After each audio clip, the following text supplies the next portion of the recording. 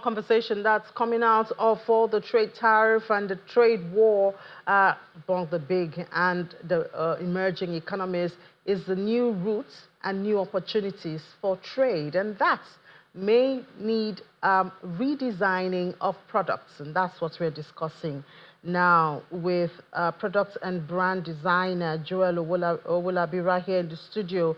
Talking about crafting brand identities to meet the demands of today. Hi, Joel. Good afternoon. Welcome to the program. Good afternoon.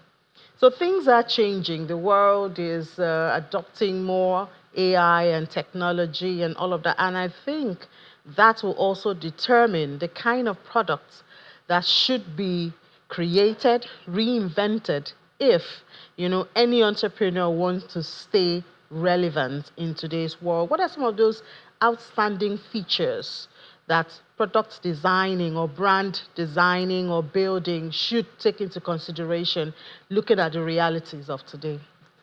Okay, you need to follow the trends in the tech world today. So there are things going on, like there are things in tech that are actually new, that new brands can actually follow and follow suit. So week in, week out, there have been launches of AI, new AI coming up and everything.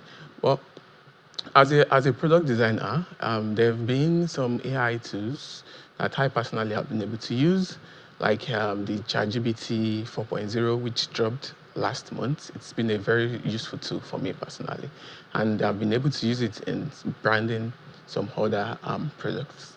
So having a picture of a brand in your mind is actually different from translating it to visuals for, customers or would-be customers to appreciate. What do you consider in that transition? Okay. It's very important to know what your customer needs first. So you need to understand, digest it, analyze it, then present it to your own self before working. I personally, I like having a 15-minute schedule, probably a call with my clients first before starting the work. So the 15 minutes call would be conversational, and I'll be able to understand what they want.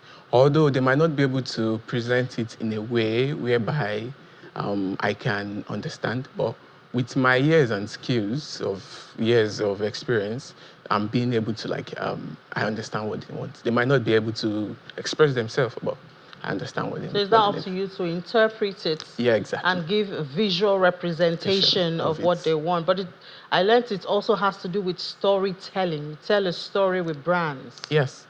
Yeah, we tell stories in various ways actually. When creating brand identity for brands, there are some things we consider, like the vision and the purpose of the brand. So we brand designers, we use this to create a fitting product or a fitting brand or a fitting visual identity that fits to what the brand represents. And then keeping it a lifetime or long-lasting brand, that's also another thing because times change, perception change. Now we're talking of AI and technology. How do you create a blind that transcends, time and the different tastes by consumers? Yeah, I know new things come, new things go, trends come, trend goes. But as a designer, it's always good to create a long-lasting design that no matter the decade we are, it still represents, it still sends the message it needs to send to the users. So, how would you advise, I mean, those who say, oh, perhaps product designing could be my career path? What should they have? What should they look out for? Okay, let me use myself as an example. I went into this career with the love of designing, like curiosity. When I was young, I do look outside of my dad's car, seeing billboards, flyers, and some posters and everything. So the curiosity in how all those things were made were things that made me venture into brand designing and also product design. Although it's a stage. Brand designing first, then later I developed into a product designer.